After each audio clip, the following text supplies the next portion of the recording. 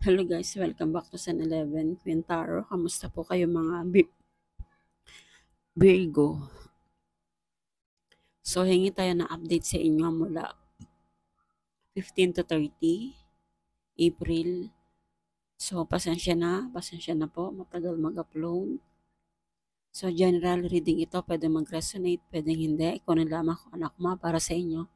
At ang ibang hindi ay ibigay po natin sa iba. So, simulan natin mga Virgo.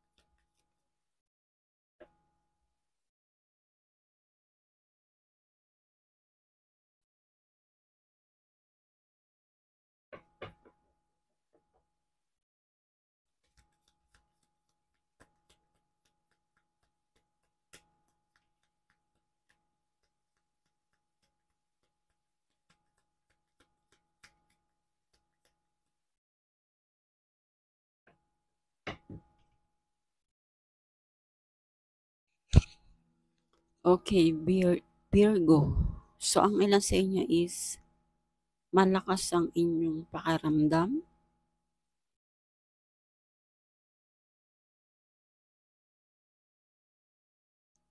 Meron kayong mga pinag-aaralan tungkol sa spiritual.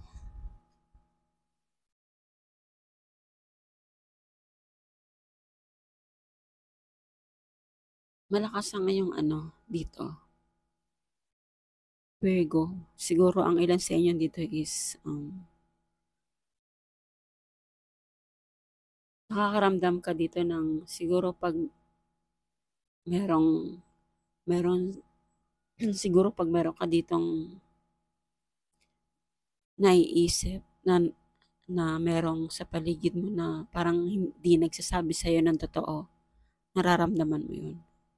So malakas ang iyong pakiramdam dito. At ang ilan din naman sa inyo is patuloy kayong kumakapit sa isang sitwasyon na napapagod na kayo, no? At pinoprotektahan mo yung sarili mo sa nakapalibot sa iyo, lalong-lalo na itong mga idea mo, no? Pinoprotektahan mo ito. Hindi mo to binibitawan, no? Kahit andun yung pagod na yung isipan mo or pagod na yung katawan mo, kumakapit ka pa rin, lumalaban ka pa rin. Kasi ayaw mong mawala yung naitayo mo na pundasyon or nasimulan mo na, no? Kasi may mga naitayo ka na dito lalong-lalo na yung mga thinking mo, yung mga iniisip mo, tinayo mo na yan. So, kailangan mo lang talaga siyang protektahan, no? At protektahan mo sila. Protektahan mo yan yung mga thinking mo. Kasi malakas ang yung pakiramdam dito So, kailangan mo lang siyang alagaan, no? So, ang ilan din sa inyo mga Virgo, parang nagkakaroon kayo ng nag-hold back pa kayo, no? Nandun yung parang nakatenga pa kayo, parang hindi pa kayo kumikilos kung paano ang gagawin ninyo. Kaya nandun yung nai-stress na kayo. Kayo rin mismo dito, ang Virgo, parang kayo lang din ang humaharang sa sarili ninyo, no? Nagkakaroon kayo dito ng stress. So, kailangan yung tanggalin yan yung mga nakaharang sa inyo, no? At tanggalin nyo rin itong tali, no? at yung mga nakapalibot sa inyo na hindi naman nakatulong sa buhay mo. Kailangan niyang tanggalin yan para hindi ka magkaroon nandito ng bigat na nararamdaman mo. No, halos ang nasa-sense ko dito is parang ang bigat-bigat na ng pakaramdam ninyo. Parang ayaw niyo nang tumayo, no? Ayaw niyo nang tumayo sa isang lugar. Gusto niyo na lang diyan mahiga, matulog, isip ng isip. So, kailangan mo ditong kumawala diyan. Tanggalin mo yung mga overthinking mo. So, ano pa ang message sa inyo mga Virgo?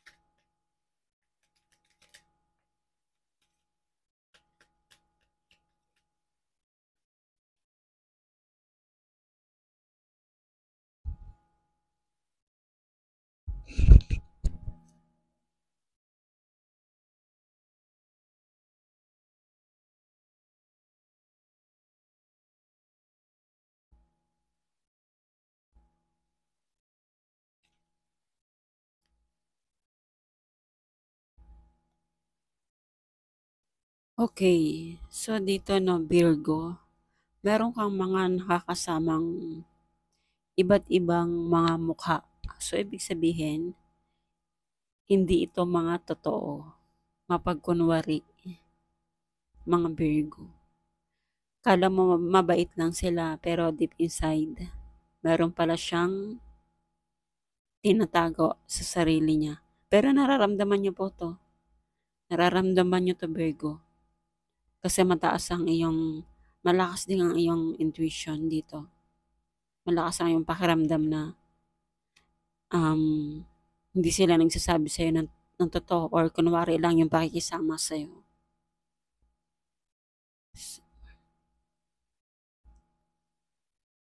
So, nakakainis. Kaya naiinis ka kasi may mga tao kang kasama na iba't iba ang mukha. So, usog, evil eye. So, siguro, yun nga, naano ka dito siguro, um, siguro yan naiinggit, nai-evil eye ka, may mga tingin na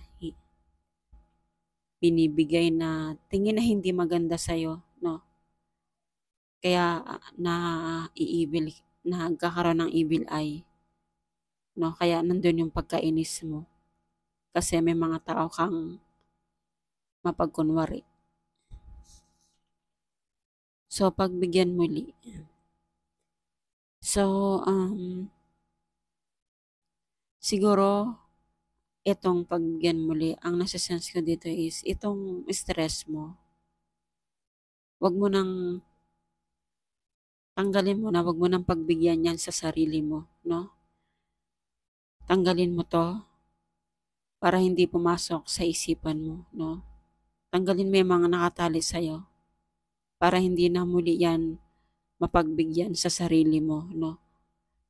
Itong usog evil eye, kaya siguro naka-stack up ka dito, nakatenga ka lang dito, kasi yun nga, siguro sinasabihan ka na or may mga tingin na, dyan ka na lang, parang ganon. No, so kailangan mo tong tanggalin. Maglinis-linis ka, tanggalin mo yung nakatali sa'yo kung naka-stack up ka lang sa isang sitwasyon na parang nagmumukmo ka lang sa kwarto mo, tumayo ka dyan, maglinis-linis ka para mawala tong mga negative energy, no? So, and then itong nakakainis is, minsan nga kasi naiinis ka kasi nga, napapagod ka na kasi dito eh. Kasi kaya pinoprotektahan mo yung sarili mo. Kaya andun yung nakakaramdam ka ng pagkainis. So, kailangan mo lang din tanggalin yan para mas lalo mo pa itong maprotektahan yung tinayo mong pundasyon na yung mga idea mo. So, yun po ang message sa inyo. Ay, meron pa pala ako patay na angel. Angel guide, mga Virgo.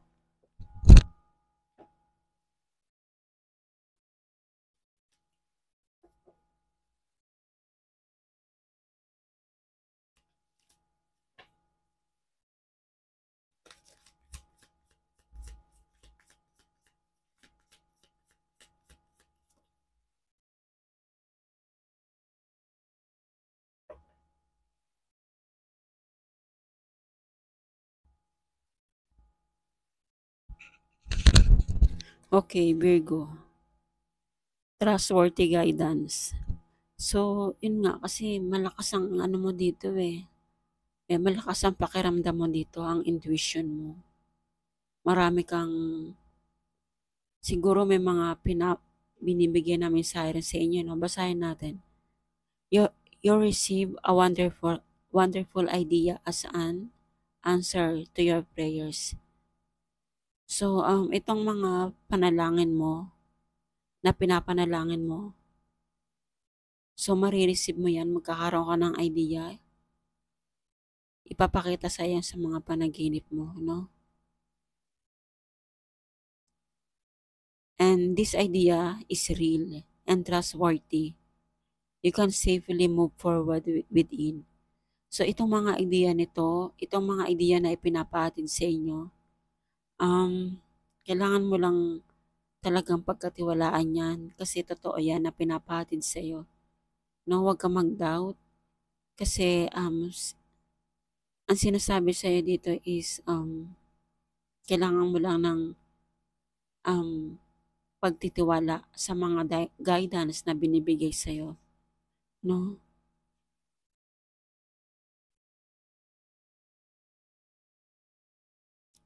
Knowing that we are with you every step of the way. So unti-unti mo tong malalaman dahil sa mga paraan na binibigyan ka ng guidance nila, no?